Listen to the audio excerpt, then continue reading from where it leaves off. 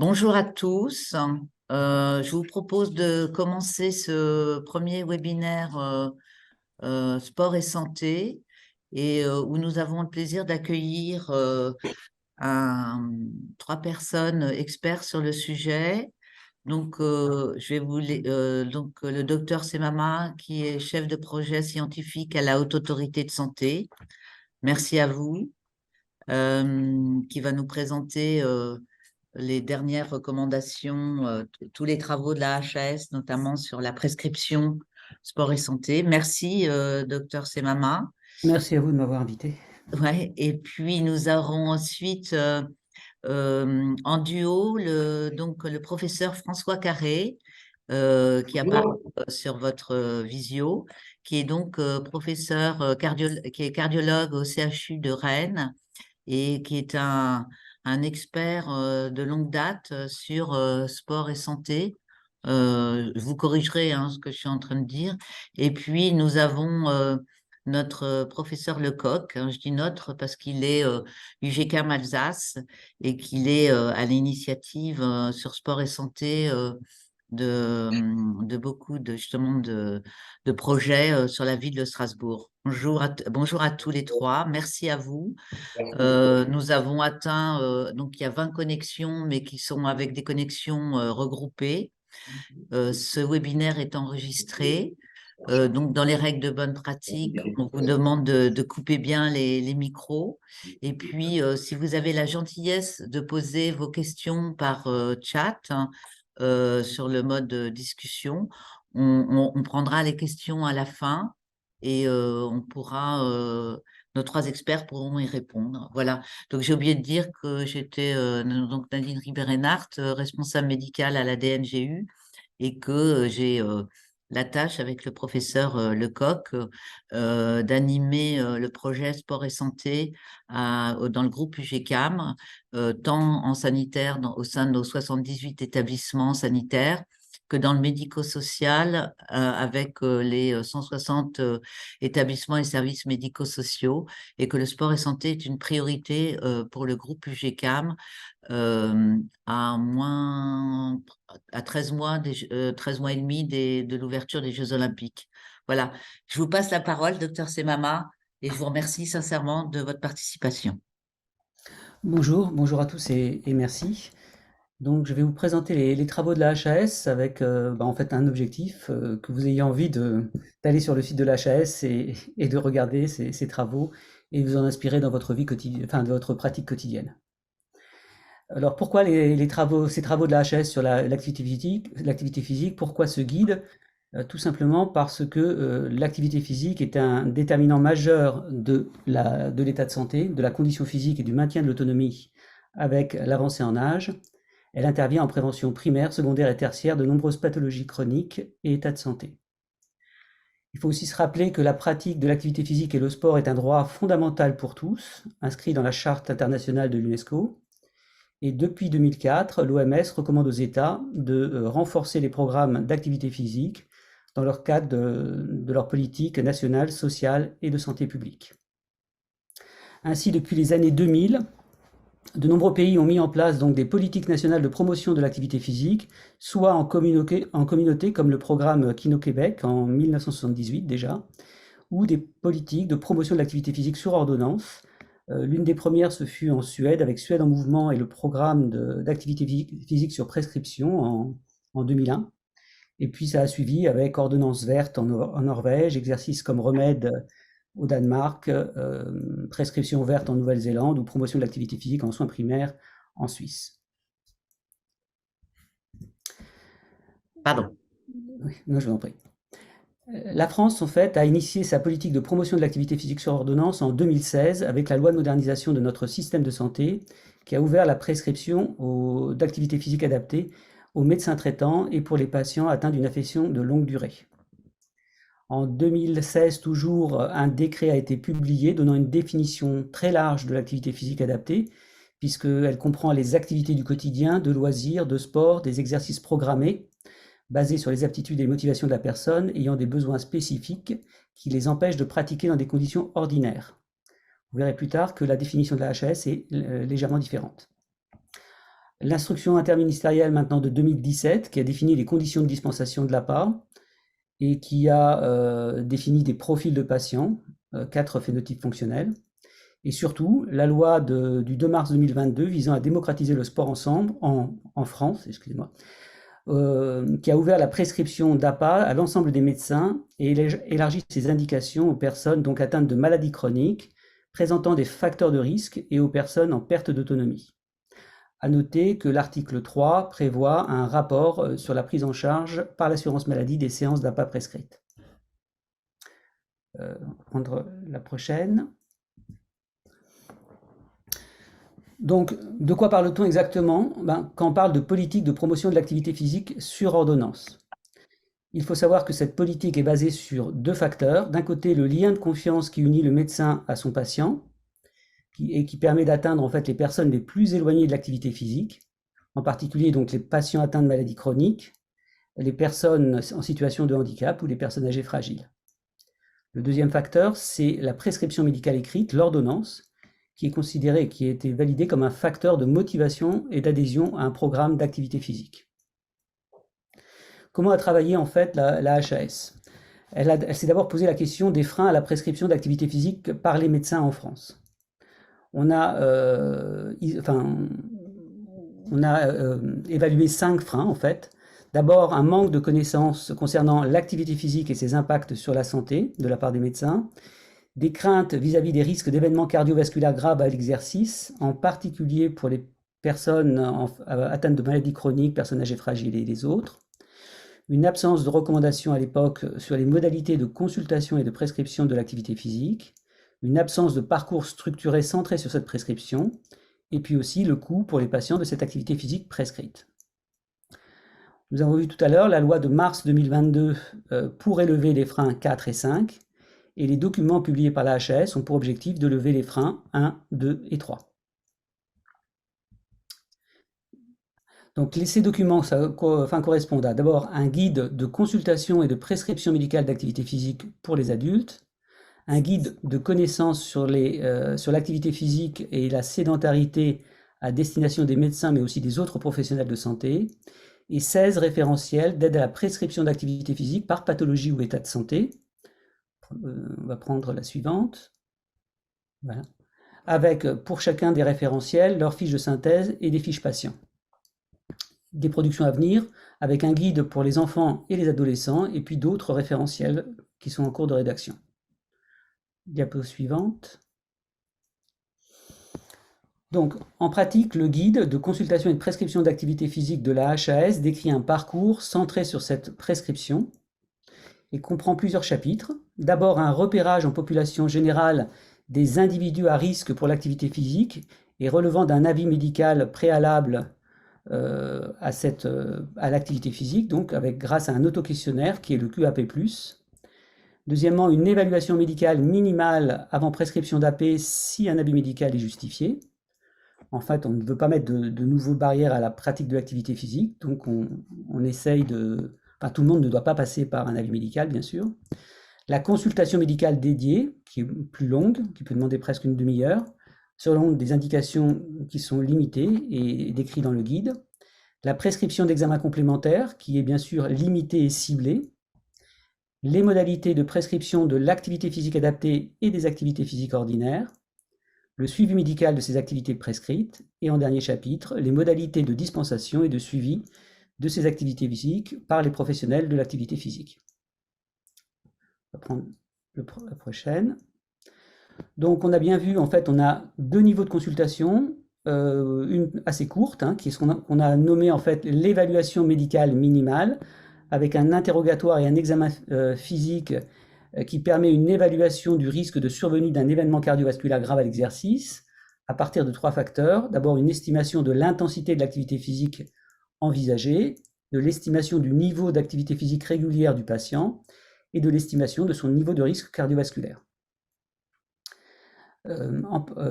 Cette évaluation évalue aussi bien sûr les autres risques, en particulier musculo-squelettiques à l'exercice, mais aussi des risques spécifiques à la maladie du patient ou à son traitement. et il estime aussi l'état de motivation du patient pour l'activité physique choisie. En effet, si la personne ne veut pas faire d'activité physique, comme pour un fumeur qui ne veut pas arrêter de fumer, on ne va pas lui prescrire de l'activité physique. Par contre, on va continuer à l'accompagner vers un autre état de motivation qui permettra demain de lui prescrire de l'activité physique. Le deuxième niveau, donc la consultation médicale d'activité physique, donc dédiée, qui complète l'évaluation précédente et qui comprend aussi une évaluation de la condition physique, qui bien sûr peut être dans le cadre d'un parcours structuré délégué aux professionnels de l'APA ou de l'activité physique, un entretien motivationnel centré sur l'activité physique choisie avec le patient, les indications d'examen complémentaires ou d'avis spécialisés qui sont limitées et ciblées, et la prescription d'activité physique selon une classification en 4 niveaux que nous allons voir tout de suite. On va passer à la diapo suivante. Donc en effet, le guide de la HAS utilise une classification en 4 niveaux d'intervention par le mouvement, inspiré du programme SUAD en mouvement et une définition de l'APA basée sur les études scientifiques. Le niveau 1 de cette classification, qui est en fait la rééducation, n'est pas traité dans ce guide. Par contre, les interventions par l'activité physique de niveau 2, 3 et 4 sont prescrites selon la pathologie ciblée, l'état de santé du patient et surtout aussi ses capacités à pratiquer des activités physiques en autonomie et en sécurité. Et à chaque niveau correspond un métier de la paix, de l'activité physique. Donc ces 4 niveaux. Le niveau 1, donc, le patient présente une maladie ou une blessure avérée ou un état fonctionnel évalué par le médecin comme justifiant d'un programme de rééducation-réadaptation, qui va être bien sûr dispensé par un masseur-kinésithérapeute. Le niveau 2 correspond donc à des patients qui présentent une maladie chronique, un facteur de risque ou une situation de perte d'autonomie évalué par le médecin comme justifiant d'un programme d'activité physique adaptée qui va être dispensé par un professionnel de l'APA. Nous verrons tout à l'heure ce que l'on appelle activité physique adaptée. La suivante. Les niveaux 3 et 4 correspondent aux patients physiquement inactifs qui a besoin d'augmenter son niveau d'activité physique et qui est considéré comme capable de participer à une gamme ordinaire d'activités physiques ou sportives avec ou sans supervision. Donc le niveau 3, c'est les activités physiques et sportives supervisées qui sont donc appropriées si le patient ne répond pas donc, aux critères du niveau 4.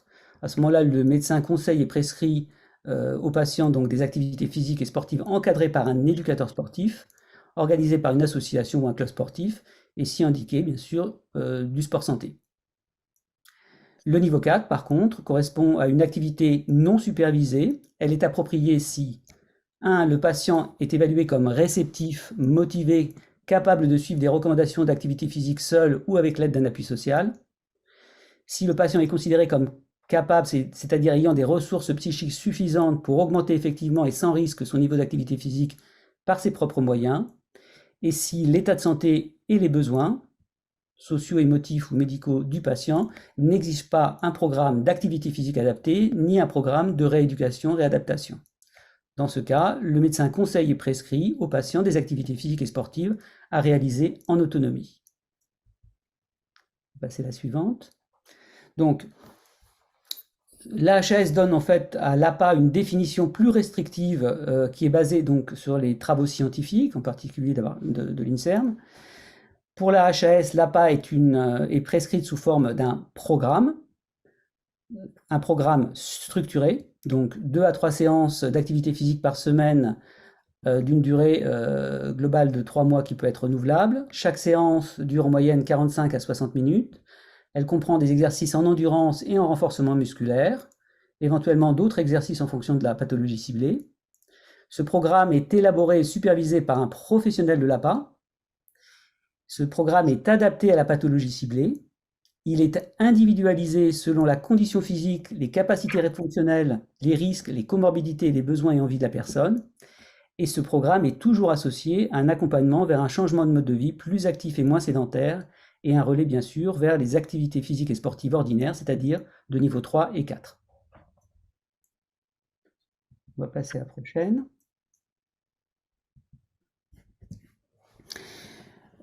Donc l'AHS, pour cadrer cette prescription, a défini 4 conditions à la prescription initiale d'activité physique adaptée, telle que l'on vient de la définir, donc qui peut être fait par un médecin afin de garantir. Donc ces conditions, c'est afin de garantir son efficacité à court, moyen et long terme.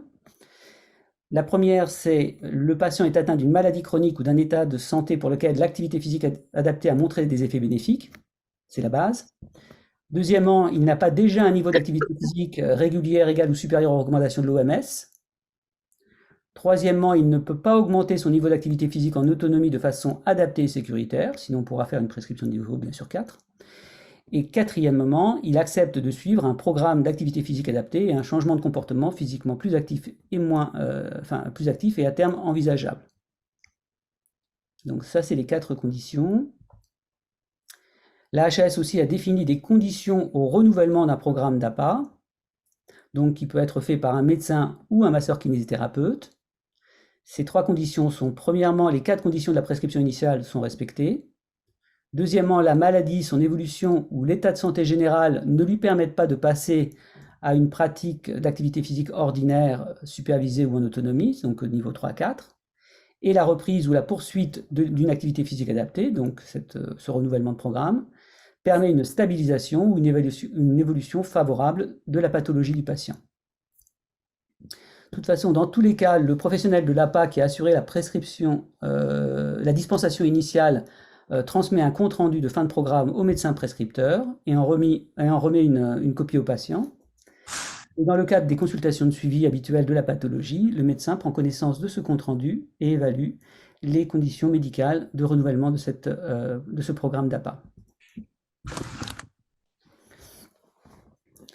Les conditions d'arrêt d'un programme d'APA. Ces conditions d'arrêt se réfèrent en fait à la capacité de la personne à pratiquer des activités physiques en autonomie ou à son refus de suivre cette thérapeutique.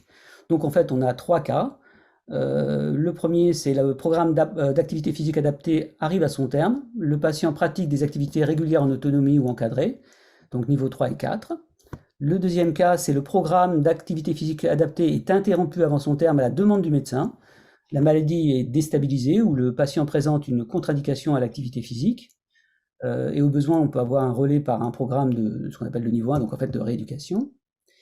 Et troisième cas, le programme d'APA est interrompu ou abandonné avant son terme par le patient, qui va renoncer à cette thérapeutique de façon soit explicite, soit implicite, c'est-à-dire par des absences répétées et non justifiées aux séances. Ce qui est important, c'est que de toute façon, il faut à ce moment-là que le patient soit redirigé vers son médecin par le professionnel de l'APA, avec un compte-rendu qui précise les motifs d'arrêt, afin que la prise en charge puisse se poursuivre. Au total, ce guide est basé sur un certain nombre de messages clés. D'abord, l'activité physique adaptée sous toutes ses formes agit en prévention primaire, secondaire et tertiaire de nombreuses maladies chroniques, facteurs de risque et situations de perte d'autonomie. L'activité physique adaptée est un programme d'exercice structuré et une thérapeutique non médicamenteuse validée. Tous les patients n'ont pas besoin d'une consultation médicale d'activité physique. Les indications des examens complémentaires dont les preuves d'effort sont limitées et doivent rester ciblées. Tous les médecins peuvent prescrire de l'APA, mais tous les patients n'ont pas besoin d'APA. Et l'APA est un traitement à vie, c'est-à-dire que l'objectif à terme est un accompagnement du patient vers un changement de mode de vie plus actif et moins sédentaire, en sécurité et dans la mesure du possible, en toute autonomie. Donc, en pratique, vous voyez le parcours. Donc, 2 portes d'entrée, soit en population générale avec l'auto-questionnaire, le QAP+, soit en patientèle, le médecin va repérer les patients qui pourraient bénéficier d'un traitement par l'APA ou par l'activité physique, avec une évaluation médicale minimale, dans certains cas, une consultation médicale longue centrée sur l'activité physique, 3 niveaux de prescription, de l'activité physique adaptée qui sera dispensée par des professionnels de la rééducation ou par des enseignants APA. Le niveau 3, donc des activités physiques et sportives supervisées, le sport santé, par des éducateurs sportifs formés. Et le niveau 4, des activités physiques et sportives de loisirs, des activités physiques du quotidien, réalisées en autonomie par le patient, et toujours associées, quel que soit le niveau, une réduction du temps passé aux activités sédentaires. On va passer après. Si j'ai un peu de temps, je vais dire juste quelques mots sur l'activité physique et les personnes âgées en ville et en EHPAD.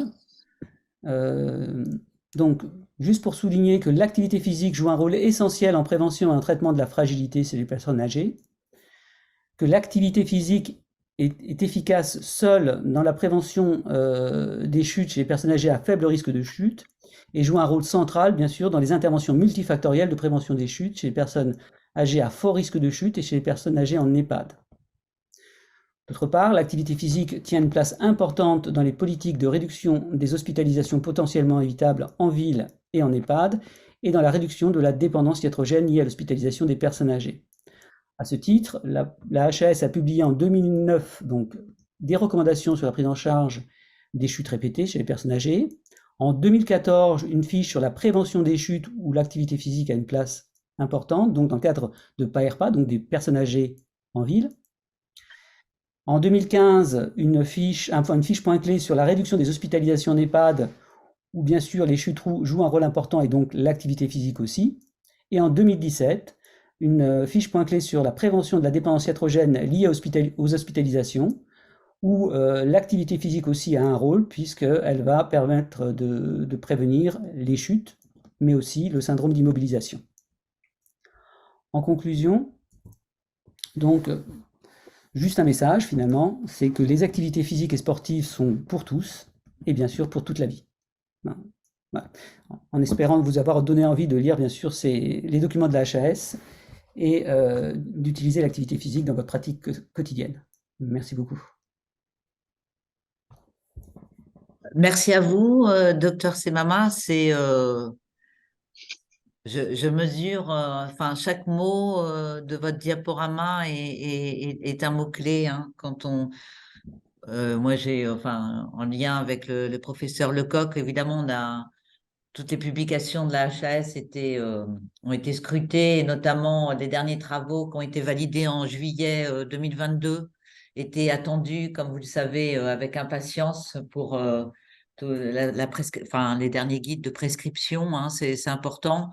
Vous le savez que l'assurance maladie réfléchit aussi alors le terme est un peu galvaudé, mais à un panier de soins où la prise en charge financière de l'activité physique adaptée aurait sa place. Hein. Donc, ça fait partie des réflexions qui sont en cours chez nos voisins de l'assurance maladie.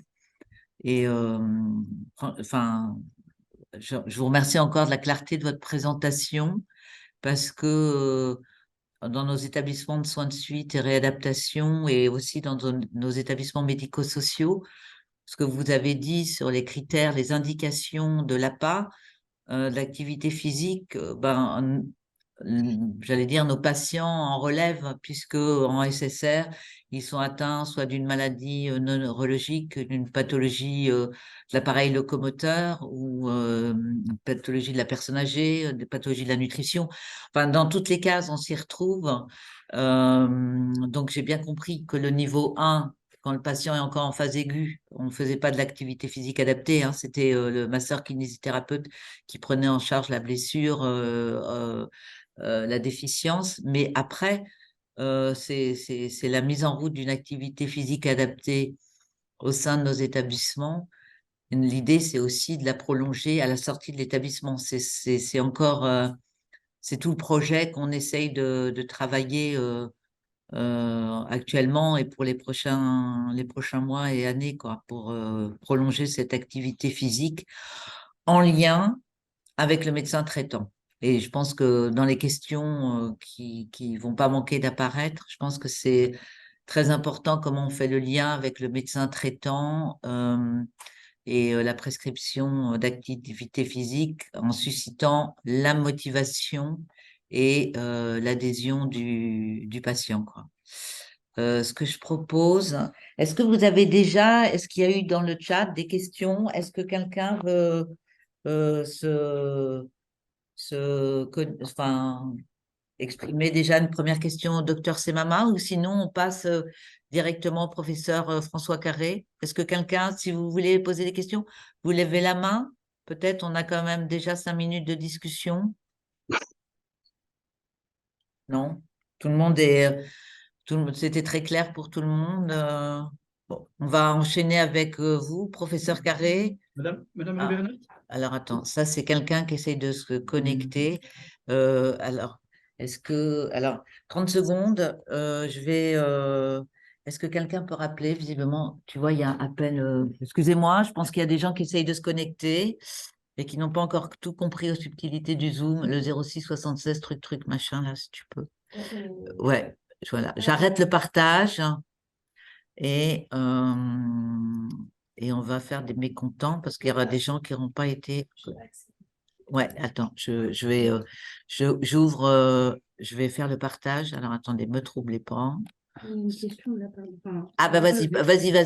Pendant ce temps-là, je fais le partage d'écran du professeur Carré, pour le professeur Carré. Allez-y, vous pouvez poser votre question. Allez-y. Qui veut poser une question? Bonjour, Guillaume Pellet, cadre de santé UGCAM Nord-Est. Bonjour. Bonjour Madame Ribernard, bonjour à tous et merci pour cet exposé fort intéressant. J'ai eu le plaisir de lire les différentes documentations.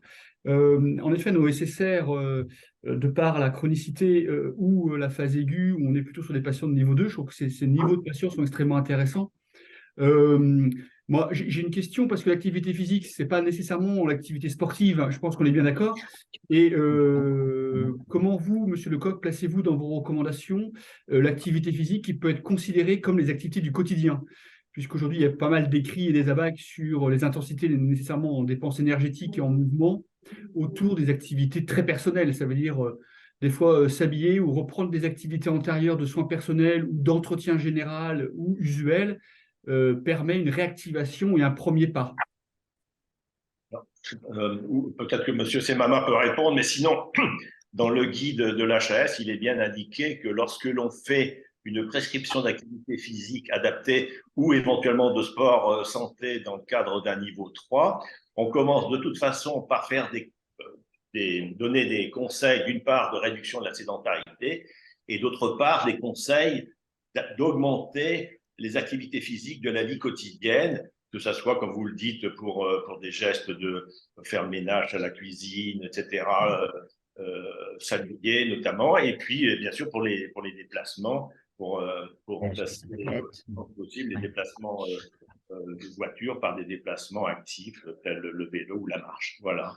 Si je peux compléter, là, François Carré, ce que dit Jean Lecoq, en fait, si j'ai bien compris votre question, tout dépend de l'état de votre patient. Le patient qui, par exemple, a fait un accident vasculaire cérébral et pour qui, d'ailleurs, c'est les patients qui nous posent le plus de problèmes au niveau énergétique, hein, parce qu'on sait bien, pour avoir travaillé avec eux, avec des cardiofréquencemètres, etc., ça ne marchait pas très bien. Il y a un patient qui a fait un AVC, se peigner, c'est un effort énorme pour lui, alors qu'un autre patient ne sera pas le cas. Donc, pour répondre à votre question, oui, effectivement, le fait de se réhabiller, c'est quelque chose. Mais dans la définition qu'on prend par la HAS et à partir des données scientifiques, une activité physique doit être au moins modérée si le patient peut la faire, c'est-à-dire marcher avec un essoufflement mineur. En d'autres termes, quand on parle de jardinage, oui, tailler ses rosiers, c'est bien, mais ce n'est pas ça qui va vraiment améliorer votre santé. Ça va éviter qu'elle se détériore plus. Hein. Donc, c'est un petit peu pour dire que dans les activités physiques quotidiennes, il faut être quand même à des activités physiques qui coûtent au minimum 3 mètres, par exemple. Oui, c'est ça. Le patient ne peut pas les faire. Si le patient ne peut pas les faire et qu'il ne peut que marcher tout doucement et faire du 1 mètre ou 2 mètres, on ne va pas le décourager. Bien sûr, c'est notre rôle d'évaluer ce qu'il peut faire, mais Je suis désolé. dans les recommandations de l'Organisation mondiale de la santé, en quotidien, c'est une activité physique modérée. Modérée, ça veut dire qui entraîne un essoufflement mineur. Merci beaucoup. Nous avons une autre question de la part de salle réunion. La salle réunion de l'hôpital européen, c'est ça? Oui. Bonjour. Bonjour, oui, bonjour. Bonjour à tous. Donc oui, en effet, l'UGCAM Marseille, hôpital européen. On avait une petite question pour le niveau 1. Notamment, nous sommes en centre de rééducation donc sanitaire. L'APA intervient directement dans le niveau 1, donc on voulait avoir un petit peu plus de renseignements, puisqu'en effet, on travaille sur le déconditionnement physique, et notamment on n'intervient pas sur la pathologie, mais on intervient sur les membres sains, par exemple pour une prothèse de genou, on va travailler sur le haut du corps, et notamment sur la jambe saine, dans une première phase, et on voulait savoir pourquoi l'intervenant n'a pas, voilà, n'apparaît pas dans le niveau 1. Alors, la question, c'est le fait qu'en centre de rééducation, entre guillemets, il y ait de la rééducation et de l'APA, ça ne pose pas en théorie de problème majeur. Mais si on est, soit on est sur de la rééducation proprement dite, et ça relève des professionnels de la rééducation, donc en particulier des kinés, soit on peut avoir, après une phase de kiné, on peut tout à fait imaginer la remise en mouvement par des professionnels de l'APA dans le cadre d'activités physiques adaptées.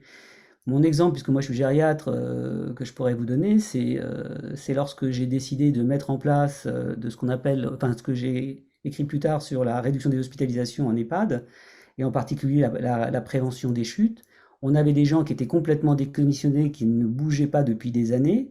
On a dû passer par une phase de rééducation avec des kinésithérapies, des kinésithérapeutes, et puis après, une fois qu'on avait remis en état, on avait amélioré la santé et la fonction des personnes âgées de cet EHPAD, on a pu passer à des activités physiques adaptées, éventuellement en groupe ou en individuel, qui a été en fait le relais. Mais on peut imaginer aussi de l'APA d'emblée, on peut imaginer du niveau 3 ou du niveau 4 d'emblée.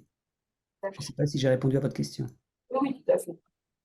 Si vous permettez un petit mot de complément, il ne faut pas opposer la rééducation à l'activité physique adaptée. On peut très bien, dans certains cas, imaginer que les deux sont en même temps. C'est-à-dire qu'un patient peut très bien avoir une kinésithérapie très focalisée pour une déficience d'une raideur articulaire, par exemple, et puis en même temps déjà une reprise progressivement de son reconditionnement à l'effort, donc par une activité de type aérobie.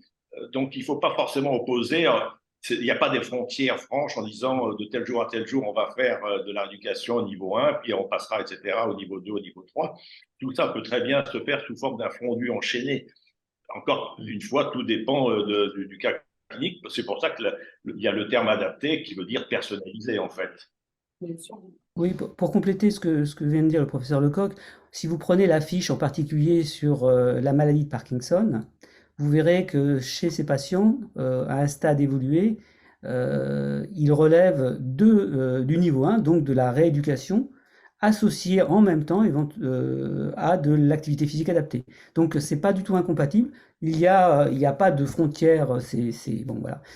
On est obligé de mettre une frontière, donc on met une frontière, mais c'est pas aussi net que ça. Et puis parfois on a besoin de tout en même temps. Comme d'ailleurs on a besoin et quand on prend en charge une personne, par exemple âgée, si on lui prescrit du niveau 2 ou 3, on va bien sûr lui demander d'augmenter ses activités de la vie quotidienne, donc son niveau 4.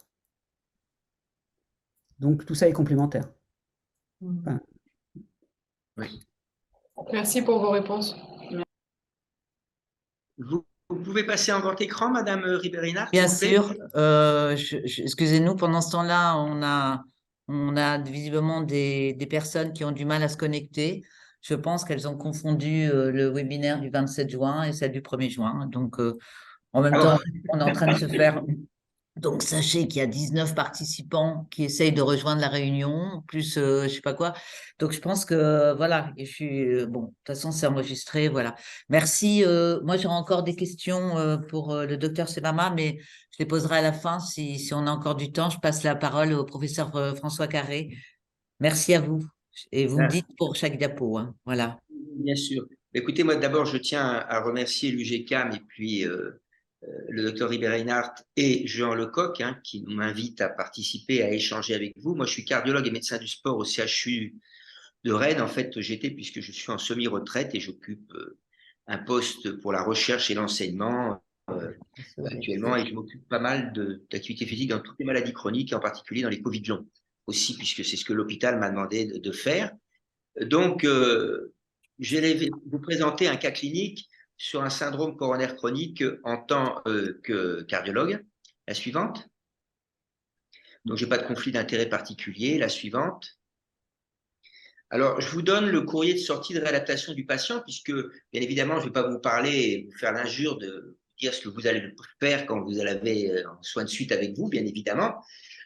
Et en cardiologie, on a cette particularité que normalement, chaque patient devrait passer en réadaptation. On sait très bien que ce n'est pas le cas. On est plutôt aux alentours de 15-20% de coronariens et 10% d'insuffisance cardiaque chronique, qui sont les deux pathologies les plus concernées. Alors, tout le monde dit c'est pas beaucoup. Bah oui, d'abord, les cardiologues ne prescrivent pas toujours, mais de toute façon, les soins de suite de réadaptation en cardiovasculaire, jusqu'à preuve du contraire, ils ne sont pas au chômage et il y a beaucoup de patients dedans, et donc il n'y a pas assez de place pour les prendre en charge actuellement. Donc, la question qui va se poser, c'est que le patient est allé en réadaptation et maintenant, il va falloir qu'il continue à faire de l'activité physique. Donc, comment on va le traiter? Donc, je vous présente M. Alain, qui a 63 ans, et son histoire de la maladie, c'est un retraité du bâtiment qui a eu un syndrome coronaire chronique avec une endoprothèse, un stent posé sur la coronaire droite il y a 13 mois.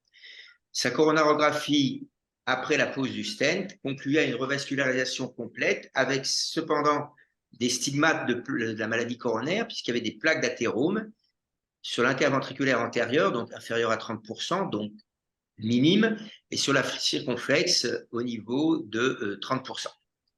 Ce patient a bénéficié d'un séjour en soins de suite réadaptation de 3 semaines. La suivante. Alors, le dernier bilan, c'est le cardiologue de ville qui l'a vu, et il y a 6 mois. C'est un patient qui est asymptomatique. Alors, ce que je vous ai mis en vert, c'est ce qui me fait plaisir en tant que cardiologue, et ce qui m'embête un peu, c'est ce qui est en orange, et ce qui est en rouge, qui m'embête beaucoup. Donc, asymptomatique, c'est la pression artérielle à 120-75 mm de mercure. Il fait 1m75, 80 kg.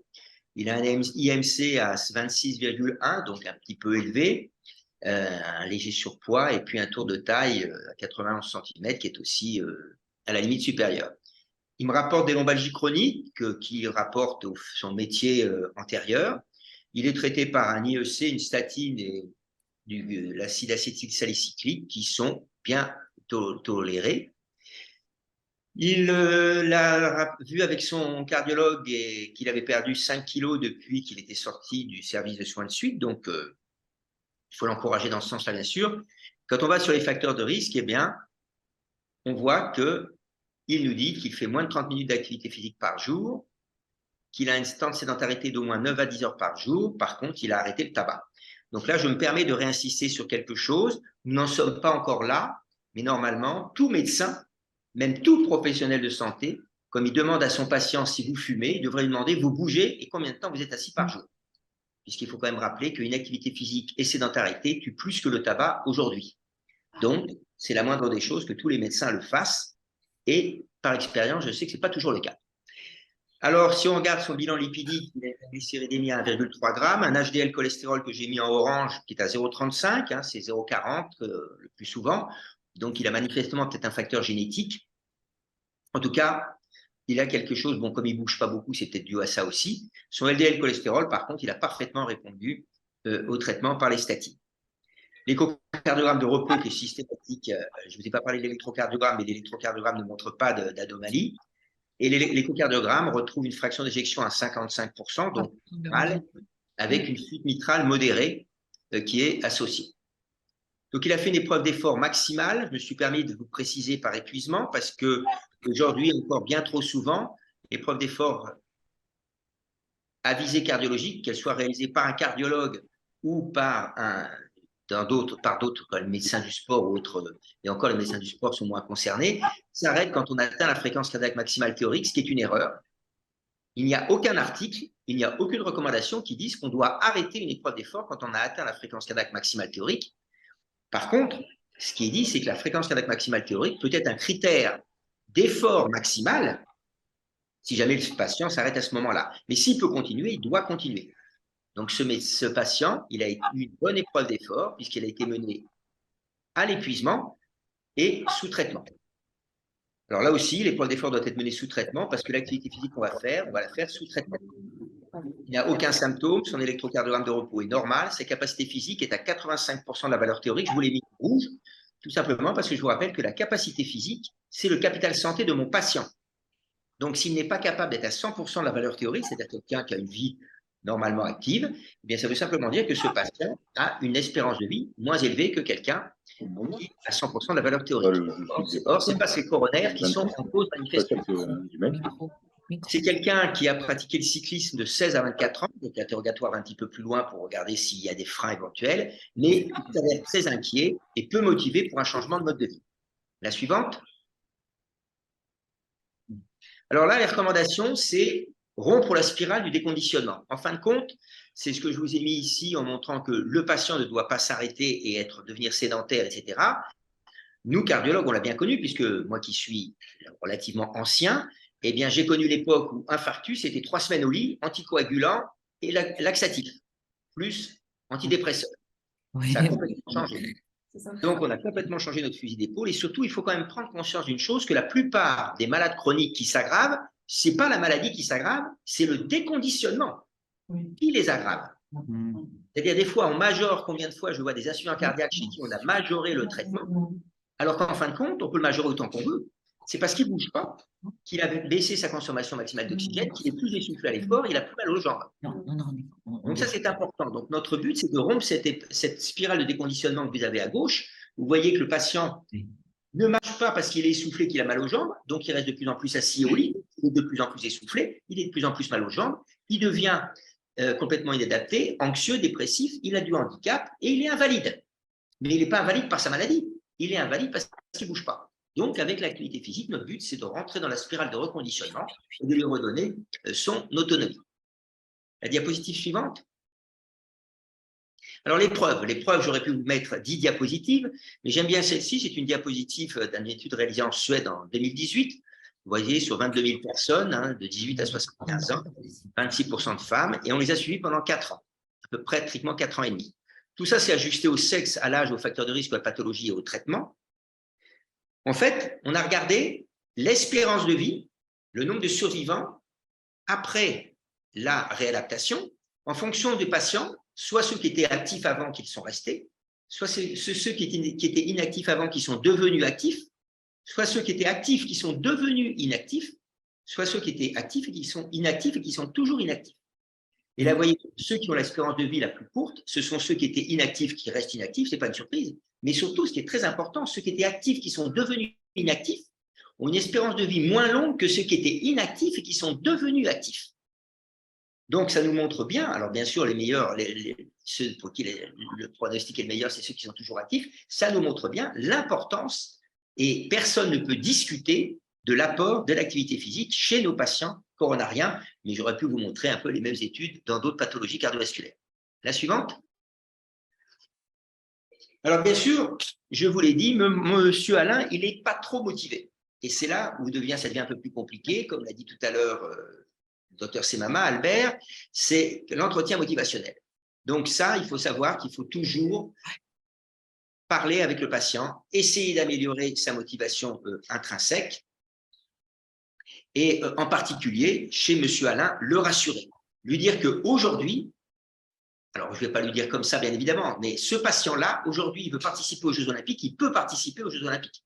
Alors, pas avec sa capacité physique, je vous rassure tout de suite, il ne sera jamais sélectionné. Mais sur le plan coronaire, il ne me pose aucun problème.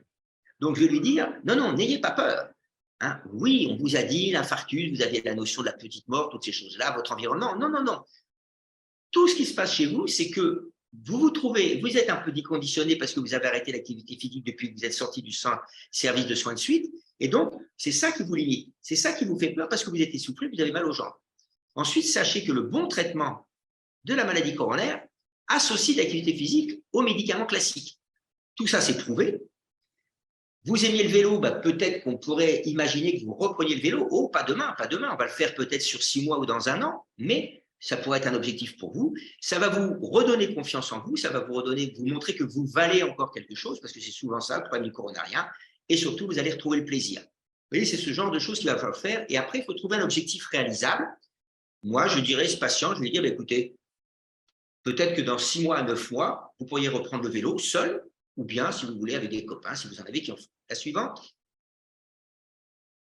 Donc, voilà mon ordonnance de prescription. Donc, d'abord, je lui ai donné des conseils oraux, mais j'associe l'ordonnance écrite parce que c'est 50% de plus d'observance si vous avez rajouté une ordonnance écrite, d'après une étude néo-zélandaise, si ma mémoire est bonne, et une étude suédoise. D'abord, comme l'a redit tout à l'heure Albert, règle hygiéno-diététique essentielle. Vous devez passer moins de temps assis. Vous étiez à 9 heures, allez, on vise 7-8 heures. Ne visez pas trop loin, c'est toujours trop difficile, c'est très difficile pour le patient. Vous devez au moins 30 minutes d'activité physique. Ça peut être fractionné, c'est 30 minutes d'intensité modérée. Et puis, comme vous avez une maladie coronaire, je dois vous donner un traitement non médicamenteux. Ça s'appelle l'activité physique adaptée. Vous allez être pris en charge par un enseignant d'activité physique adaptée qui va vous faire le bilan de votre condition physique. Ensuite, je lui recommande 3 séances par semaine, en respectant toujours un jour de repos. Si jamais 3 séances est trop lourd, ben vous n'en ferez que 2. La durée totale, c'est-à-dire avec l'échauffement et le retour au calme, c'est 30 minutes à 45 minutes pour commencer. Il faut toujours que l'enseignant d'activité physique adaptée vous fasse faire de l'endurance et du renforcement musculaire, mais attention à ne pas oublier l'ergocycle qui vous permet de faire à la fois endurance et renforcement musculaire. Et en plus, comme on part sur le vélo, ce serait très bien pour vous. Je précise à l'enseignant d'activité physique adaptée que vous êtes toujours un peu en surpoids, vous avez mal au dos facilement, donc il évite des activités qui pourraient vous aggraver ces choses-là. Et puis, je lui demande un compte-rendu d'évolution. Après, je lui prescris le traitement pharmacologique habituel et je vous promets que c'est vrai, dans le service, quand j'en avais la responsabilité, et je sais que c'est encore pareil, on met d'abord l'activité physique et après les médicaments. Toujours, pour bien montrer l'importance qu'on accorde à l'activité physique. Et puis, surtout, je n'oublie jamais de lui proposer une consultation de suivi dans un mois pour bien lui dire qu'on va se revoir et reparler, non pas des effets secondaires de ces médicaments, mais du bienfait, de la tolérance de l'activité physique. La suivante, je pense que c'est la terminée. Oui. Je remets, excusez-moi, je remets cette diapo parce que, enfin, sur le déconditionnement et la spirale du déconditionnement et du reconditionnement, parce que je trouve que elle est très explicite. On se trompe souvent, hein. Moi, par expérience, j'ai énormément de patients qui m'étaient adressés donc, en cardiologie, mais maintenant, j'en ai en activité physique puisqu'on a mis en place dans notre CHU, dans notre service, ce qu'on appelle un centre de santé manette où on fait faire de l'activité physique aux gens dans toutes les maladies chroniques qui sont hospitalisées, bien sûr. Et dans, allez, 8 cas sur 10, le patient va moins bien parce qu'il ne bouge pas. Ouais. Ce n'est pas sa maladie qui s'est aggravée. Nos traitements limitent l'aggravation de la maladie. Nos traitements médicamenteux sont efficaces. Mais comme je dis, l'insuffisant cardiaque est le traité le mieux du monde s'il reste au lit toute la journée ou dans son fauteuil, il sera toujours aussi essoufflé, voire plus. Et c'est d'ailleurs une notion clé essentielle en MPR, donc dans les SSR de l'UGCAM, puisque elle est très utilisée pour l'ensemble des pathologies. C'est le cas des lombalgies, c'est le cas de l'arthrose, c'est le cas de la plupart des maladies neurologiques. Dans la lombalgie, effectivement, c'est vraiment tout à fait typique. Dans les lombalgies chroniques, au bout de quelques mois, c'est le déconditionnement qui est à l'origine de la pérennisation de la lombalgie. On peut le mettre à toutes les... Ah oui, ça, c'est pas que pour la cardio, c'est toutes les pathologies chroniques. Toutes les pathologies, ouais. C'est ce qu'on a vu d'ailleurs lors de la récente journée de la NMSR hein, consacrée à sport et enfin activité physique, MPR et oncologie. C'était toutes les présentations et allaient évidemment, reprenaient le problème du déconditionnement lié à la maladie au traitement et la nécessité de pouvoir apporter des thérapies non médicamenteuses aux patients atteints de cancer et de leur permettre un reconditionnement. C'était absolument passionnant et c'était aussi une reprise des annales de médecine physique, des annales de MPR, tout le numéro spécial qui avait été fait en fin décembre 2021 sur ce sujet-là, c'était passionnant. Je vois qu'il y a est-ce qu'il y a, donc d'abord, je précise, je suis absolument désolée pour l'ensemble des participants qui nous ont rejoints tardivement. Le webinaire est enregistré, donc de toute façon, vous aurez la version complète. Je suis absolument navrée que vous n'ayez pas eu le bon lien de connexion. On va s'améliorer, work in progress. Et je vais laisser, il y a des questions dans la discussion, c'est des personnes qui sont rejointes. Est-ce que certains voudraient s'exprimer autour des caméras après la présentation du professeur François Carré qui était très, très pédagogique? Est-ce que vous avez des questions en particulier sur… moi, j'ai noté le point, la motivation, c'est vraiment indispensable et c'est ce qui sans doute le plus difficile. En attendant qu'il y ait des questions, il y a deux choses que je n'ai pas dit parce que ce n'était pas le domaine, mais je crois que c'est très important, à mon avis, ça pourrait intéresser l'auditoire. C'est que un sportif doit être réadapté. Un sportif coronarien, dans les recommandations européennes qu'on a écrites en 2020, on a bien dit que c'est du 1A. Ce n'est pas parce qu'il est sportif qu'il n'a pas besoin d'être réadapté, parce qu'il a peur, il ne s'attendait pas à avoir un accident. Et puis, il faut qu'il comprenne sa maladie. Ce n'est pas parce qu'on lui a mis un stent qu'il est guéri, il faut quand même lui rappeler. Et ça, à l'hôpital, on ne le fera pas. De toute façon, il n'est pas en état psychologique d'entendre ce qu'on lui dit à l'hôpital. Donc, il doit être adapté. Ça, c'est le premier message. Et aujourd'hui, comme je vous l'ai dit, un homme de 30 ans qui a fait un syndrome coronaire aigu avec une revascularisation complète, une fraction d'éjection normale, une épreuve d'effort strictement normale, qui a arrêté de fumer s'il était fumeur parce que tous les facteurs de risque doivent être équilibrés, peut participer aux Jeux Olympiques. Donc, c'est un revirement complet. En 2005, on disait vous pouvez jouer au golf en compétition et encore. Et aujourd'hui, avec les données qu'on a dans la littérature, on peut autoriser ces patients-là. Ce n'était pas le cas du patient que je vous ai présenté, qui était plus âgé exprès. Et je crois que c'est important parce que la petite mort de l'infarctus du myocarde que j'ai connu il y a 30 ans, c'est fini. Aujourd'hui, l'infarctus du myocarde, je ne vous parle pas d'un patient de 85 ans, 90 ans, mais dans l'immense majorité des cas, ça se passe bien. D'accord. Merci. Toujours pas de questions pour nos experts? Je pense que tout le monde est convaincu. Ce que je vous propose, c'est de passer à la dernière présentation du professeur Lecoq, que je vais retrouver sur mon écran. Si vous patientez un tout petit peu, affichez toutes les fenêtres. Hop.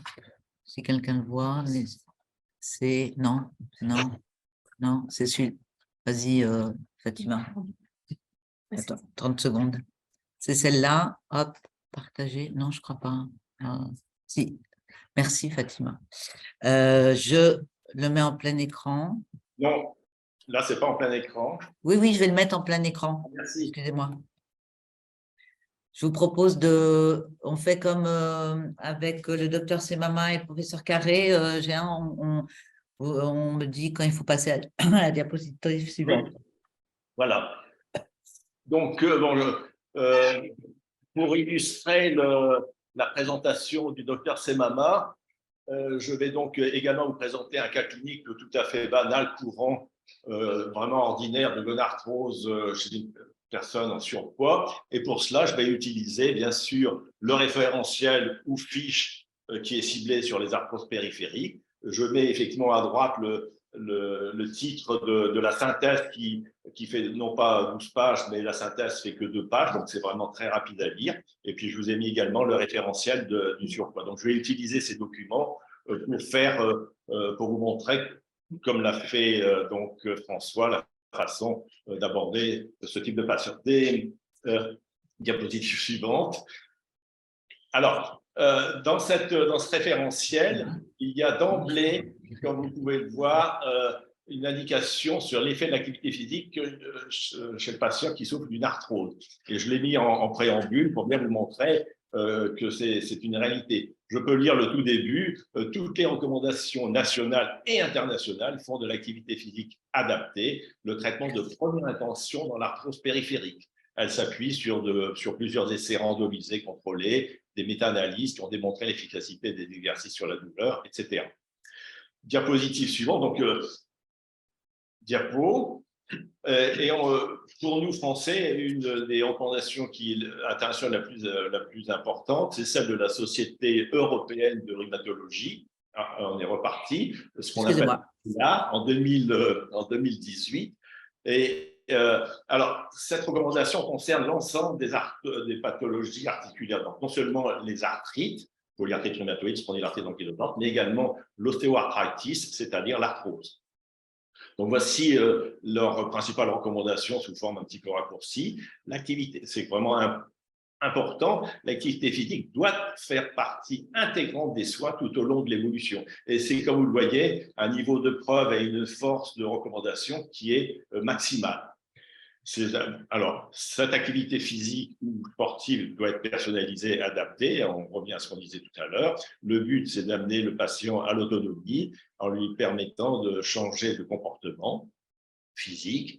Il faut donc adapter et diversifier les modes de pratique. On peut faire du supervisé ou non, de l'individuel ou en groupe. On peut utiliser d'autres applications, que ce soit des applications Internet, etc. Le LAR insiste énormément, puisque finalement ces notions vont complètement à l'encontre des idées reçues. Hein. C'est comme disait donc François, dans les pathologies articulaires, la notion c'était que quand on avait un problème articulaire, il fallait se mettre au repos pour que ça passe. Eh bien, là maintenant, on va complètement à l'encontre de ces peurs et de ces croyances, et donc le LAR insiste énormément sur le fait qu'il faut informer et former non seulement les patients, mais également les professionnels. C'est pour ça qu'ils ont mis plusieurs recommandations à la fin qui sont destinées aux professionnels pour qu'ils fassent de la promotion de l'activité physique, une coopération bien sûr interprofessionnelle de tous les professionnels de santé et du sport, une meilleure compétence, une évaluation et le dépistage et les contre-indications. Diapositive suivante. Donc, je vous présente ce cas clinique de cette dame de 49 ans qui est caissière et qui a donc une activité professionnelle sédentaire. Elle souffre d'une gonarthrose unilatérale qui l'embête depuis 2 ans. Elle n'a eu qu'un seul épisode d'inarthrose qui a révélé la maladie et elle souffre quand même assez rapidement au bout d'1 kilomètre, mais elle peut continuer, mais malgré tout avec une légère boiterie. Alors, je passe assez rapidement, l'examen ne montre pas grand-chose, une petite amyotrophie, une légère limitation de flexion, donc c'est ce qu'on appelle les déficiences dans notre jargon de MPR. Et puis, un élément important qui pourra rassurer François, il n'y a pas d'autres pathologies connues, notamment pas cardiovasculaires. Elle a juste un surpoids avec un IMC qui est modérément élevé à 26,7. Alors, ce qui est particulier chez cette dame, c'est qu'elle ne veut pas de traitement antalgique et elle souhaite plutôt un traitement non médicamenteux. Et elle a lu, je pense, sur Internet, que l'activité physique et sportive pouvait être intéressante dans l'arthrose, ce qui va complètement à l'encontre des idées reçues qu'elle a. Ça l'étonne et ça l'inquiète dans le cadre, encore une fois, de ce qu'on appelle, nous, les peurs et croyances qui sont vraiment particulièrement pénales. Donc, elle consulte son médecin ou, si elle est hospitalisée, donc le médecin en charge de ses soins pour un avis, pour une prise en charge. Diapositive. Pardon, voilà. Alors, je vais reprendre le schéma que vous a présenté Albert Semama. Donc, on commence par une évaluation médicale minimale qui est un interrogatoire à l'utilisation d'auto-questionnaires. Donc, on ne va pas d'emblée et pas forcément nécessairement vers un examen clinique et a fortiori vers des examens complémentaires. Donc, cet encadré, le docteur Semama l'avait mis sur ses diapositives. Il faut rechercher les niveaux habituels d'activité physique et de sédentarité, selon les recommandations de l'OMS. Et je vous ai mis à droite, mais François en a déjà parlé, que l'inactivité et la sédentarité tuent actuellement dans le monde beaucoup plus de gens que le tabac. Et maintenant, la lutte contre la sédentarité, contre la position assise, correspond grosso modo à la lutte qu'on avait contre le tabac il y a 20 ou une vingtaine ou une trentaine d'années. Donc, c'est vraiment un élément déterminant. On est à des assises du muscle actuellement à Paris et c'est revenu en disant que c'est vraiment une catastrophe, la sédentarité. Donc, c'est un sujet majeur qui a fait à tous les communs. La deuxième chose, enfin, peu importe l'ordre, c'est l'état de motivation. On va y revenir, puis bien sûr, rechercher s'il n'y a pas des risques à l'interrogatoire cardiovasculaire, que ce soit les signes d'alerte, l'âge, les facteurs de risque, etc., les antécédents familiaux. Et puis, bien sûr, les autres risques. Alors, il faut savoir, bien entendu, que le médecin n'ayant pas forcément beaucoup de temps, eh bien, la précision du niveau d'activité actuel, d'activité physique et de sédentarité peut être complétée par l'éducateur qui prendra en charge le patient, de même que son niveau de motivation. Diapositive. Voilà. Alors, le niveau, alors on peut utiliser des questionnaires. Vous avez à gauche, en orange, un questionnaire qui est très simple, c'est le questionnaire de Marshall. 2 questions, une sur l'activité physique relativement intense et l'autre sur l'activité physique modérée. Alors, c'est très succinct, mais ça va très, très vite. Celui d'à côté, en gris, c'est le Ritchie et Gagnon, qui est un peu plus complet, qui comprend également une question sur la sédentarité. L'inconvénient, mais en pratique quotidienne, ce n'est pas bien grave, c'est le fait qu'il n'est pas validé scientifiquement sur le plan international. Ce sont les Canadiens qui ont fait ce tableau. Et puis la sédentarité, c'est tout simple, c'est le nombre d'heures passées en position assise au travail au cours de toutes les activités de loisirs, écran, télé, et toutes les activités quotidiennes, y compris les déplacements. Ça, on en a déjà parlé. Et donc, on se base, comme vous le voyez sur la droite, sur les données de l'OMS, et c'est l'occasion de vous rappeler que les nouvelles données de l'OMS de 2020 par rapport aux anciennes demandent un peu plus, puisque actuellement, c'est plutôt 150 à, si possible, 300 minutes par semaine, alors qu'avant, c'était uniquement 150, et ce n'est plus 5 jours par semaine, mais si possible, tous les jours, plus du renforcement musculaire, éventuellement complété par des activités aérobies intenses. Et donc, mais il faut quand même dire à ce niveau-là que finalement, on a augmenté à l'OMS les demandes d'activité physique, le nombre de minutes, mais un élément déterminant, c'est même si on fait peu, c'est beaucoup mieux que de rien faire du tout. Et ça, c'est un élément déterminant. Et il y a pas mal d'études actuellement qui montrent que même des activités physiques relativement faibles ont un intérêt sur la santé qui est quand même relativement important. Diapositive. Alors, l'état de motivation, eh bien, comme l'écrit l'HAS, vous avez à gauche le texte de l'HAS, c'est vraiment un moment clé. Et c'est tellement un moment clé qu'ils insistent énormément sur le fait que cette motivation, elle doit être renforcée à toutes les étapes du parcours du patient et par tous les professionnels qui sont amenés à prendre en charge le patient, professionnels de santé, professionnels du sport, absolument tout le monde. Les secrétaires y compris, enfin absolument tout le monde. Ça, c'est un élément absolument essentiel. Alors, François a détaillé les éléments sur lesquels on peut intervenir. Là, je vous ai mis quelques exemples de freins qui viennent des schémas du PNNS, Santé publique France. Ça peut être un frein parce qu'on manque de temps, ça peut être des contraintes financières, ça peut être parce qu'on habite loin d'une structure, c'est parce qu'on estime on a une gêne vis-à-vis de son corps, etc. Enfin, et donc, il est proposé pour chaque frein la manière de proposer des solutions ou de discuter. Diapositive. Enfin, c'est un élément essentiel. Alors, bien sûr, il faut rechercher des contre-indications. Donc, d'une manière générale, ce sont les affections aiguës qui, temporairement, contre-indiquent. Ce sont les comorbidités chroniques qui contre-indiquent lorsqu'elles sont instables et lorsqu'elles ne sont pas contrôlées par le traitement. Donc, c'est en général temporaire, et c'est surtout, bien sûr, les pathologies cardiovasculaires. Et pour ce qui me concerne la gonarthrose, eh bien, il faut savoir que les poussées congestives d'arthrose sont des contre-indications absolues, mais bien sûr temporaires. Quant au surpoids, en dehors des problèmes cardiovasculaires, il n'y a pas de contre-indication. Diapositive. Pour ce qui est donc de la synthèse de cette évaluation qu'on a fait chez Madame G, eh bien, on voit qu'elle est très inactive puisqu'elle rapporte, en dehors du fait qu'elle se déplace dans sa maison, 20 minutes de marche 3 fois par semaine, ce qui n'est vraiment pas grand-chose. Elle a un questionnaire Marshall qui est vraiment extrêmement faible, à 1, un Ritchie et Gagnon qui est à 15, et donc elle est très en dessous des recommandations de l'OMS. Et alors, vous voyez qu'elle a un temps de sédentarité qui est dramatique, puisque ça frise les 12 heures. Par contre, elle n'a aucune pathologie cardiovasculaire ou respiratoire, elle a un risque cardiovasculaire faible, elle n'a aucun signe, et si on veut être perfectionniste, on peut lui faire un score 2, tel que c'est indiqué sur le schéma que j'ai pris dans le guide de l'HAS, mais qui nécessite à ce moment-là une mesure de la tension artérielle, et puis un bilan sanguin, et là, elle a un niveau très, très faible. Et puis, elle n'a aucun autre risque. Mais par contre, contrairement au patient de François, elle est très motivée puisque c'est elle qui est allée voir son médecin pour faire une activité de type non médicamenteux. Diapositive. Alors, la question qui se pose, c'est effectivement le deuxième temps, comme vous voyez sur l'algorithme que Albert vous a montré tout à l'heure. On a fait le 1, c'est-à-dire l'évaluation médicale initiale, minimale, et puis si on veut passer au-dessus, c'est la consultation médicale d'activité physique. Alors dans le cas de cette patiente telle que je vous l'ai présentée, il n'y a pas de raison de poursuivre par une consultation médicale, donc pas besoin d'examen clinique physique, pas besoin d'examen complémentaire. Ce serait nécessaire si on retrouvait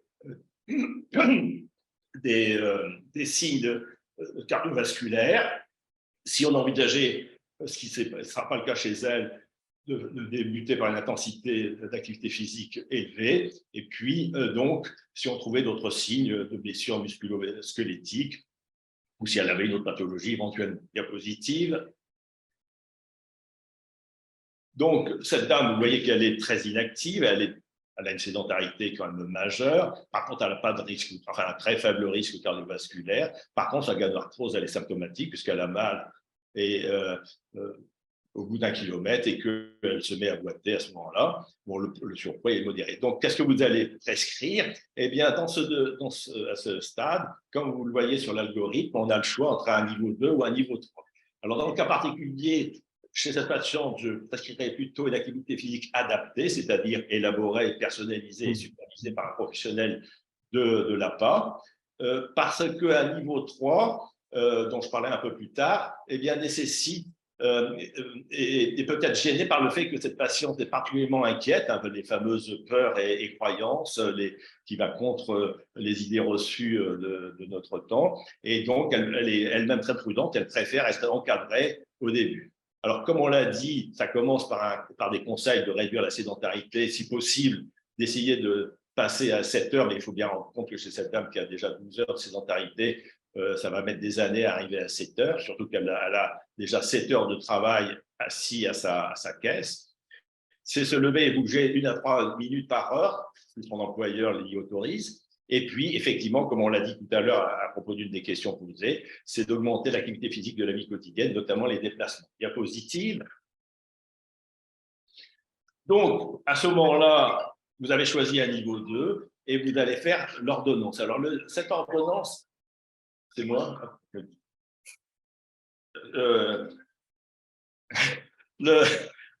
C'est donc le bilan de.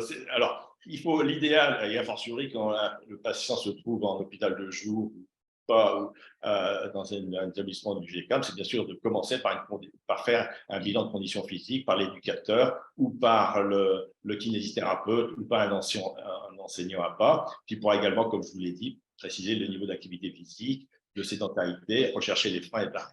Et l'ordonnance, eh bien, classiquement, maintenant, on s'appuie sur un schéma FIT, qui est un schéma simple. F, c'est la fréquence. Donc, on commence très doucement avec cette patiente inquiète, donc puis progressivement 2 fois par semaine. I, c'est l'intensité, c'est le niveau faible. On va y revenir au début, puis progressivement modéré. T, c'est les séances courtes de 30 minutes ou fractionnées, puis progressivement jusqu'à 1 heure.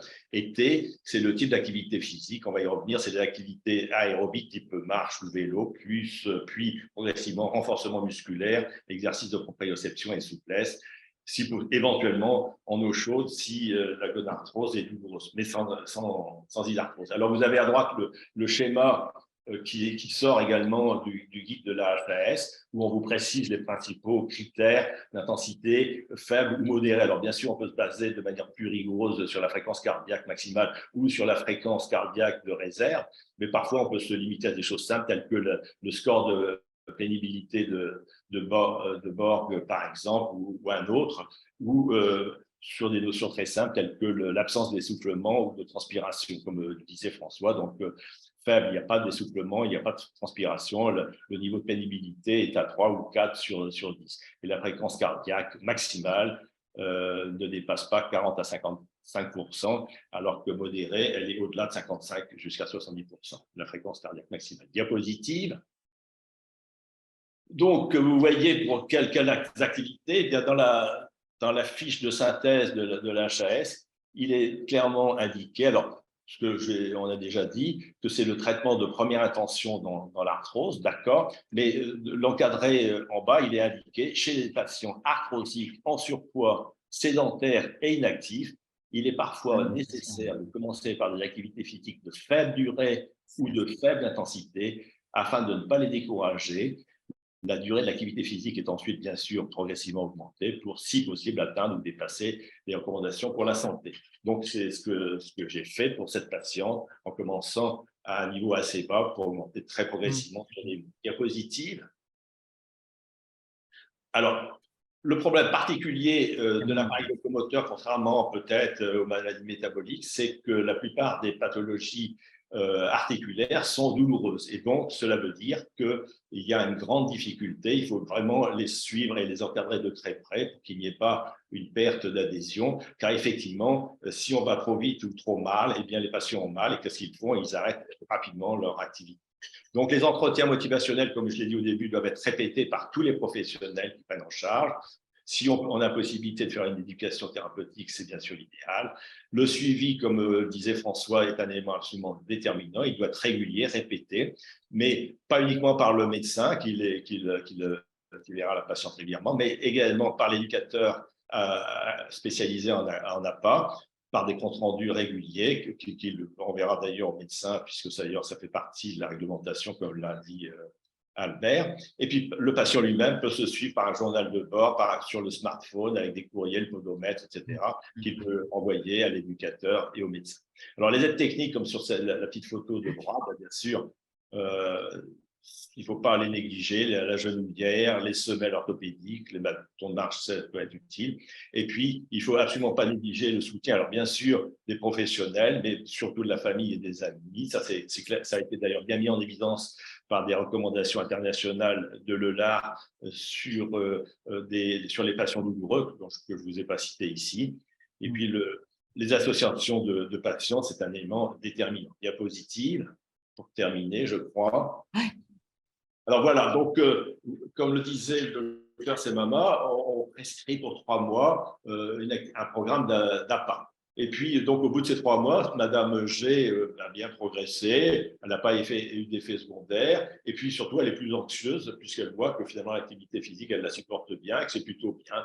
Donc, vous êtes en droit, à ce stade, soit d'envisager un renouvellement, mais puisque ça va bien, ça ne rentre pas dans le cadre du renouvellement, comme l'a montré le docteur Semama, et on est plutôt enclin à lui proposer un relais par l'activité physique, par du sport santé, c'est-à-dire le sport santé, c'est le niveau 3 de la HAS que vous avez ici sur le texte du guide de la HAS. Et qu'est-ce que le guide donc indique que le sport santé peut être aidé pour le choix par le médico-sport santé du Comité olympique national, donc qui est accessible sur vidal.fr. On y reviendra, je crois, le mois prochain. Et puis, la finalité, c'est quand même qu'à terme, cette patiente passe au niveau 4, c'est-à-dire qu'elle soit capable de faire de l'activité physique ou sportive en autonomie, en sécurité et bien sûr de manière régulière. Donc, ce qui est indiqué sur l'algorithme du bas, vous voyez que ce qui est encadré en rouge, vous avez la partie haute, c'est le niveau 3, et tout à fait en bas, c'est le niveau 4 que vous a montré le docteur Semama dans son exposé. Voilà, je vous remercie. Merci. Je vais arrêter le partage. Nous avons encore l'ensemble de nos participants. Donc, juste une précision, on vous transmettra par les moyens de communication appropriés parce que les fichiers sont un peu lourds. L'ensemble des présentations, encore une fois, du docteur Semama, professeur Carré et professeur Lecoq. Vraiment, on vous remercie de la pédagogie de vos propos parce que je pense qu'on en est…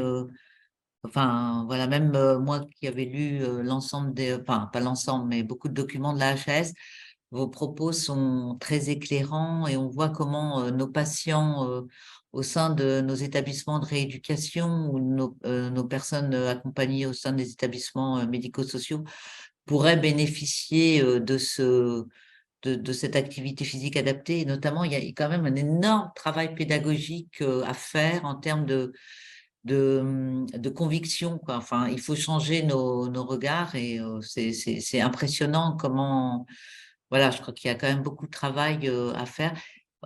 Du coup, je me donne encore la parole 2 minutes. J'avais 2 questions. Est-ce que dans les études médicales, donc je ne vous dirai pas à quand remontent les miennes, mais j'aurais voulu savoir, est-ce que maintenant est-ce que lorsqu'on enseigne la rhumatologie, la neurologie, les pathologies de la nutrition, est-ce qu'il y a des cours justement sur l'activité physique, le sport en cardiologie? Est-ce que vous avez des enseignements?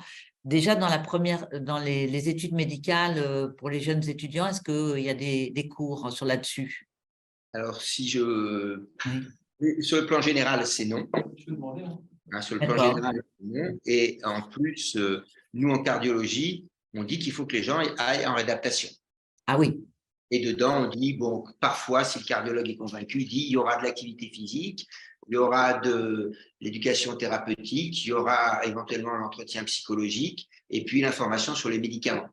Mais jamais, jamais, on n'apprend à prescrire l'activité physique. Sauf dans certaines facultés, donc il y a Rennes, mais il y en a d'autres, où on a mis Oui. en place une UE optionnelle qui est les bienfaits de l'activité physique, où on l'apprend. Mais c'est optionnel, ce n'est pas obligatoire. Alors, vous êtes au cœur du sujet, Nadine, puisque effectivement, ce matin, nous avions une réunion, François, avec le professeur Duclos également, à 8h15, sur le sujet de la formation initiale des médecins à la prescription de l'activité physique, sous la pression depuis une semaine du ministère, qui nous dit il faut trouver une solution maintenant absolument pour que.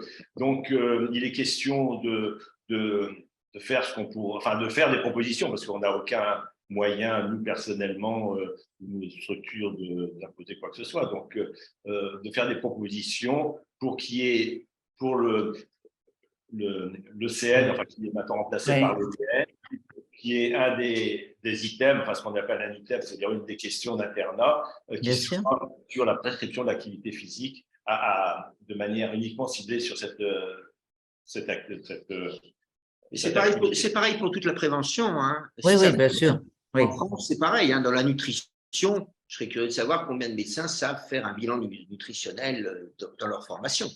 Et alors, je me donne encore une question, justement, parce que sur la nutrition, sur la patiente que présentait Géant Lecoq, moi, la patiente est en surpoids et bon, je profite de la présence de notre collègue, le docteur Grosjean, Patricia Grosjean, qui est spécialiste de nutrition endocrino-obésité en Alsace. Moi, dans l'approche pluridisciplinaire, cette patiente qui souffre d'une gonarthrose, on a envie aussi de lui proposer dans son éducation thérapeutique et son hygiène de vie, la lutte contre la sédentarité, aussi un programme pour l'amener à perdre du poids. Enfin, je m'exprime, Patricia, si tu avais… Oui. Donc, avec professeur Lecoq, on travaille depuis longtemps ensemble. Donc, effectivement, ces patients, souvent, ils changent de filière. Donc, par exemple, il y a des programmes de restauration fonctionnelle du rachis. Souvent, ces patients sont envoyés d'abord chez moi si vraiment le poids il est trop important et c'est ça la priorité, ou après. D'accord? Donc, pareil pour les patients avec la gonarthrose. Donc, nos filières, hein, en fait, échangent des patients et ça marche plutôt bien, hein, n'est-ce pas, Jean? Absolument. Non, mais alors, je n'ai pas insisté sur le surpoids parce qu'en plus, j'avais choisi un surpoids relativement modéré puisqu'elle avait, je ne sais plus, elle avait un IMC à 26, je pense. Oui, 26. Je voulais insister surtout sur la gonarthrose, mais c'est évident qu'il faut associer une information, une formation sur le plan de la diététique, ça c'est indispensable. Mais vu son niveau, je ne pense pas qu'elle ait été hospitalisée pour son surpoids. Enfin, en général, le docteur Grandjean prend des patients qui sont plus, sans jeu de mots, qui sont plus lourds.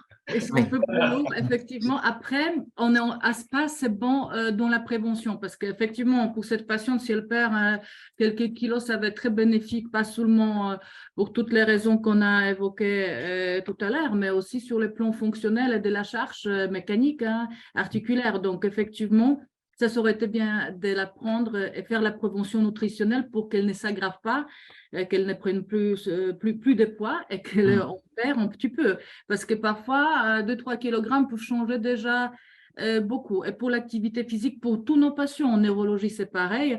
1 kilo, chaque kilo compte, hein, même pour les transferts, hein, on les améliore. Donc, c'est vraiment une discussion pluridisciplinaire, multidisciplinaire et entre les collègues. Donc, nous, franchement, en tout cas, chez nous en Alsace, hein, ça marche plutôt bien.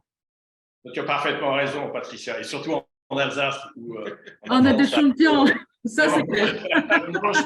Bon, la page de pub pour l'Alsace, donc voilà. Est-ce que je vois donc encore une fois, malgré les problèmes de connexion, je vois que on a beaucoup de participants qui sont regroupés sur site.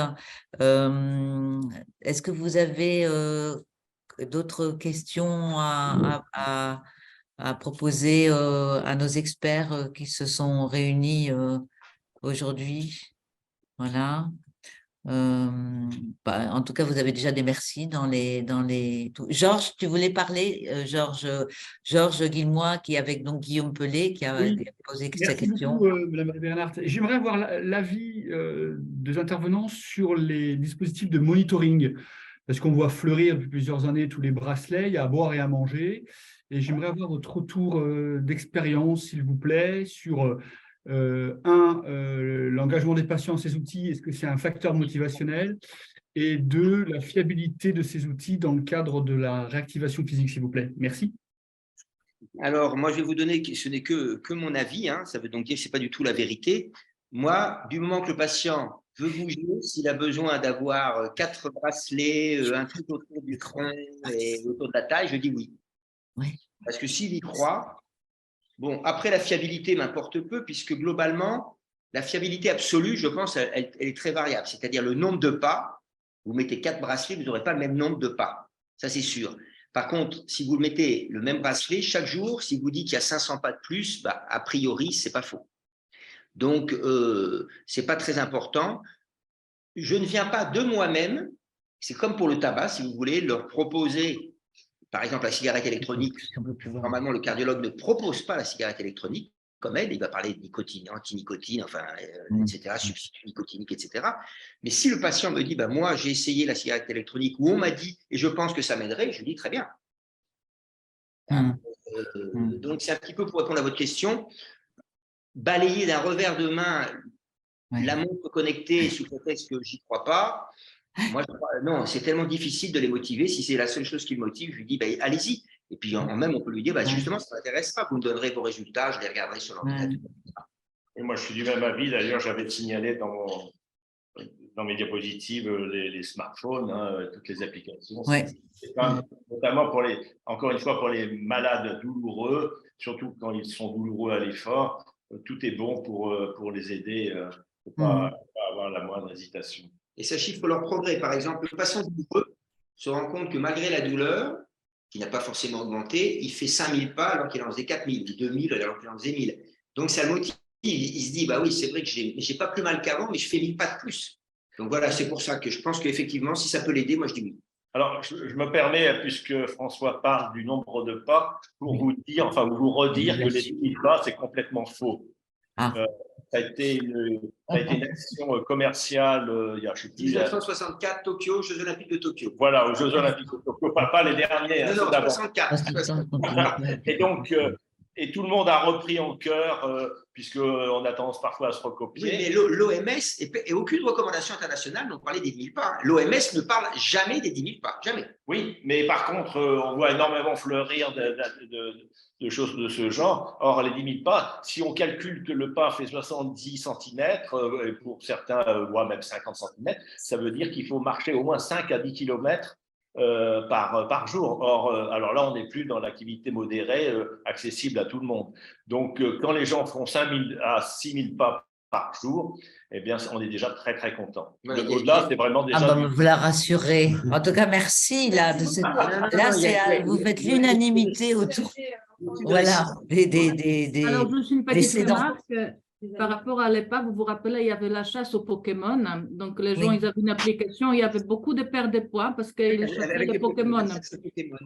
Voilà, donc ça c'est une bonne motivation. Hein. Ok.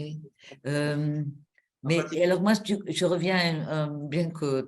Est-ce qu'il y a… dans les présentations, moi, je reviendrai bien sur ce qu'on nous demande toujours, notamment à l'assurance maladie, dans le cadre des articles 51 qui sont en cours d'étude et tout. C'est quels outils d'évaluation simples. Alors, il y a le périmètre de marche sans douleur, c'est ça? On peut utiliser. On peut utiliser. Enfin, qu'est-ce qu'on. Le test de marche de 6 minutes qui donne la capacité physique et une Ouais. évaluation qui vaut ce qu'elle vaut. Hein. Il y a des Oui. formules. Il faut faire attention. Il faut pas prendre. Pour les personnes âgées, c'est pas le même que pour les personnes Oui, il jeunes. faut se lever de. Ouais, Mais bon, il y a des attaques. Donc ça, c'est un test qui est très simple. On peut apprécier la capacité physique avec d'autres paramètres. Hein. Il y a les assouplissements, la distance. Oui, la souplesse, la distance doigt-sol, la force musculaire aussi, qui est quelque chose. Oui, voilà, la force de préhension, qui est quelque chose de simple. Pour information, en fait, dans le guide. Il y a une étude qui avait montré que le temps que l'on restait en monopodal était un facteur prédictif du risque de mortalité. Il y avait, de chute, tous les gestes d'équilibre. Donc là, il y en a plusieurs qui ont été validés. Je crois qu'il faut des choses simples, mais par contre, un enseignant en activité physique adaptée ou un éducateur sportif ou un kiné formé au sport santé, ils ont des tas de tests. Hein. Nous, ce n'est pas notre job de médecin. Moi, je le fais parce que ça m'intéresse, mais je comprends très bien que le médecin généraliste n'ait pas envie de faire un test de marche de 6 minutes à son patient. D'abord, il faut avoir un couloir assez long.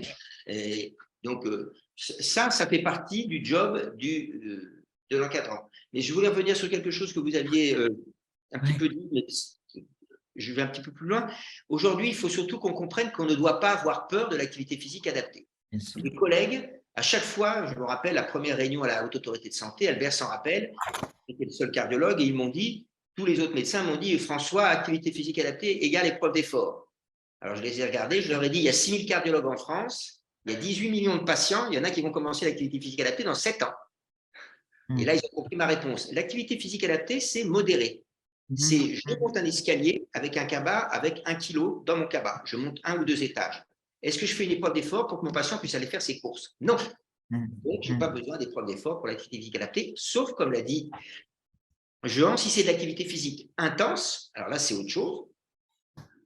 Et ou si jamais il y a des pathologies cardiovasculaires chez le patient ou des symptômes, bien évidemment. Donc, on doit toujours les chercher. Mais il ne faut pas demander l'épreuve d'effort systématique.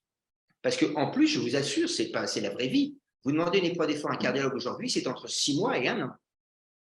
Donc, pendant ce temps-là, le patient que vous aviez arrivé à motiver pour bouger, il n'a plus envie de bouger après, en plus.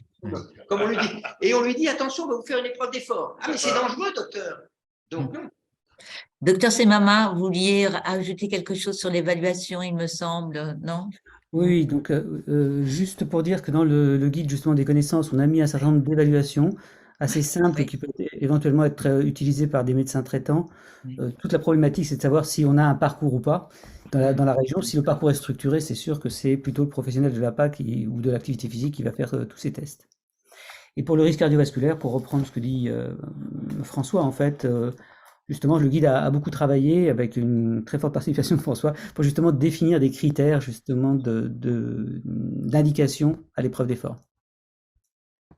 Il ne faut pas oublier qu'on s'adresse ici aux établissements UGCAR, donc de SSR, et que tous les professionnels sont formés à faire des bilans de conditions physiques. Hein. Tous les kinés, les médecins peut-être un petit peu moins, mais les kinés, les enseignants APA et les éducateurs APA ou pas APA, connaissent très bien, comme l'a dit François, beaucoup mieux que nous d'ailleurs, la plupart des tests que l'on propose. Ok. Il est 14h15. C'est absolument magnifique. Certains vont pouvoir aller déjeuner ou en tout cas se lever de leur chaise et lutter contre la sédentarité. Vraiment, moi, je voulais encore une fois remercier nos 3 intervenants parce que, comment dire, j'avais pas, enfin voilà, on a fait ça un peu avec dans les dernières semaines rapidement et vous avez répondu d'une manière très disponible et puis avez des exposés encore une fois d'une immense clarté et je pense que C'est vraiment un exposé qu'il faudrait, enfin ce qu'on avait prévu avec le professeur Lecoq, c'est de le faire aussi auprès des salariés de nos établissements. Le groupe UGCAM rassemble 14 000 salariés, hein, donc vous avez les soignants, les professionnels des établissements, mais aussi beaucoup de fonctions support. Et pour être encore plus pédagogique, on voudrait intervenir auprès des salariés. C'est ce qu'a fait l'Alsace et je pense que dans d'autres établissements du GCAM, c'est important.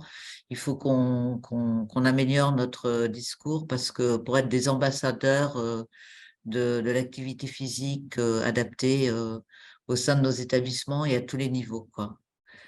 Si vous n'avez plus de questions, on vous renouvelle nos remerciements, les remerciements aussi de Madame Anne Moutel-Sellier qui connaît, qui a déjà travaillé, je crois, avec vous, docteur Semama, et qui ne pouvait pas être disponible aujourd'hui, mais elle s'est inscrite pour notre deuxième webinaire qui portera sur le médico-sport santé. Donc, voilà, Marie, vous voulez… Participation, je vois passer quelques questions là, dans le fil de discussion, où sont les documents, etc. Donc, on réfléchit à la solution la plus adaptée. Et Nadine vous précise voilà, tout ça par mail avant le prochain donc, le webinaire qui est prévu le 27 juin. Et je suis désolée, ça sera toujours à l'heure du déjeuner. Ça nous permet d'avoir… de lutter contre la… Le surpoids. Voilà. OK. Merci à vous infiniment. Merci. Bonne fin de journée.